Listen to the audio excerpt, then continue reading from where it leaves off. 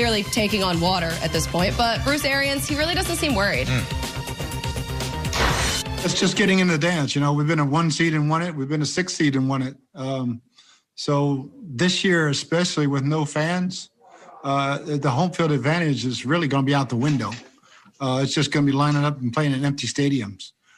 So it's that what's been a big part of the playoffs in the past is home field advantage. I don't think it's going to be an advantage this year. So it's just a matter of getting in. Yeah, nobody has home field advantage this year. The Bucs, they haven't been to the playoffs since 2007. They haven't won a playoff game since 2002. Tom, how different do you think, if at all, will this Tampa Bay offense look this week?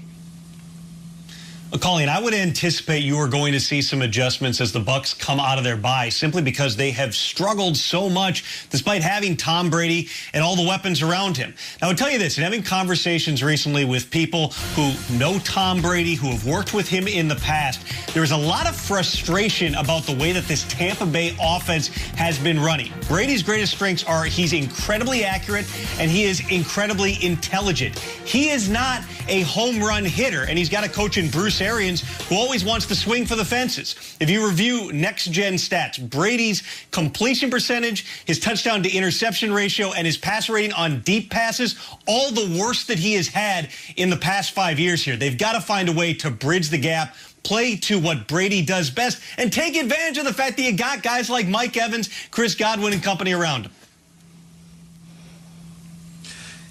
Yeah, Tommy P., you're absolutely right, man. Tom Brady is a guy who loves to work the intermediate areas, the middle parts of the football field, not take those shots. So they got to figure out what they're doing with that, and they need to run the football. But on the reverse side, look, Minnesota, you've been used to running the football with Dalvin Cook. This Tampa Bay defense is probably not going to allow you to run the football. So what do? Go look at the L.A. Rams film and watch what Cooper Kupp and Robert Woods, Bobby Trees was able to do, working the intermediate areas, getting in and out of their breaks.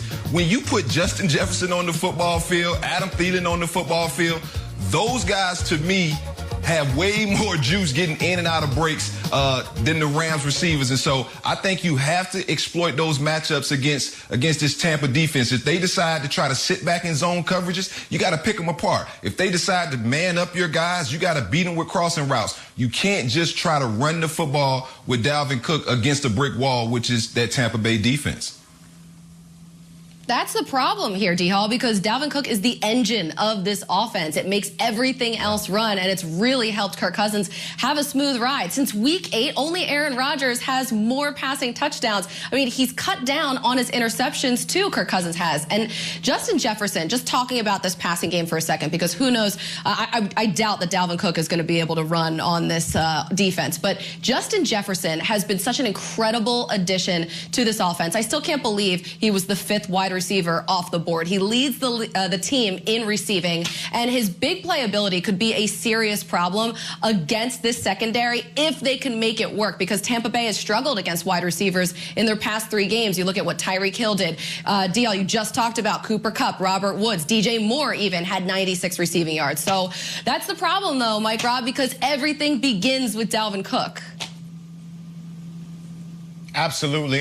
And guys, I'm sorry. I wish we was in studio, because I wanted to talk right after Tommy P, because that's why I love having Tom Pericero on here, Mike Garafolo, all of those guys, because they drop jewels for us. Tommy, when you said Tom Brady, he's a smart guy, he's an intermediate passer, he's not the home run hitter. Well, Tom, you chose to come to Tampa Bay. You knew exactly who Bruce Arians were when you were, going around picking a team to choose from. And then when I look at this Tampa Bay offense, and when you just look at them, take the greatness of Tom Brady out of it, how does this offense run? Just because you have all of these weapons on the outside don't necessarily mean you got to throw it to them down the field every single play. And when you look at this offensive line, it looks like they're built more to run the football with Ronald Jones. So when you hear Bruce Arians say, yeah, the offense starts with Ronald Jones, yet halfway through the second quarter, Ronald Jones may only have 2 or 3 carries, and you've tried to push the ball downfield, and your offense looks like crap. To me, this Tampa Bay Buccaneers offense needs to figure out, what type of offense do you want to be? Tom Brady, Bruce Arians, how do you want to do this? Do you want to be this explosive passing team? Because if so, your offensive line ain't set to do that. Your offensive line is set to be big maulers. These guys are maulers up front, and I think if they take that running identity, I think they'll find more success in the passing game. They have a little bit of an identity crisis, and the problem is there's only 4 weeks left in the regular season, so they got to figure it out real quick. All right, here we go. Well, a lot of things are different in 2020. You guys all know that. And that includes the Pro Bowl. We won't have a game, but we still need to celebrate the league's best players. So that's where you come in. Vote your favorites in at NFL.com/Pro Bowl vote. And NFL Network will reveal this year's rosters for the Pro Bowl, presented by Verizon, coming up a little later this month.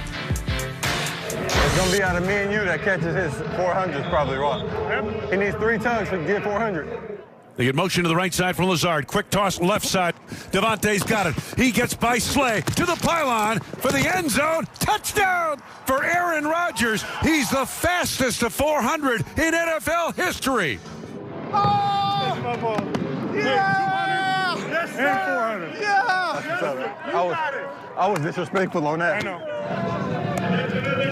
Thanks, buddy. That's pretty amazing. 200 and 400. That's the best. I love that. That completely warms my heart. That Rodgers-Adams combo, a huge reason why the Packers are currently the 2 seed. They're in Detroit tomorrow against the 5-7 Lions. So let's run through a few games that could impact this playoff seeding here, starting with Green Bay and Detroit. D-Hall, who should we watch?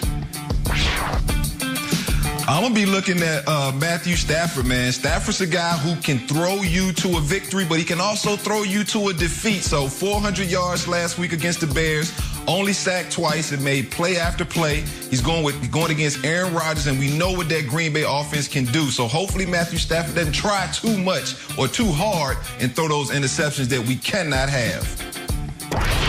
I like the way Stafford looks with Darrell Bevell, too. Wow. All right, Tom, you're on Cardinals-Giants. What do you have here?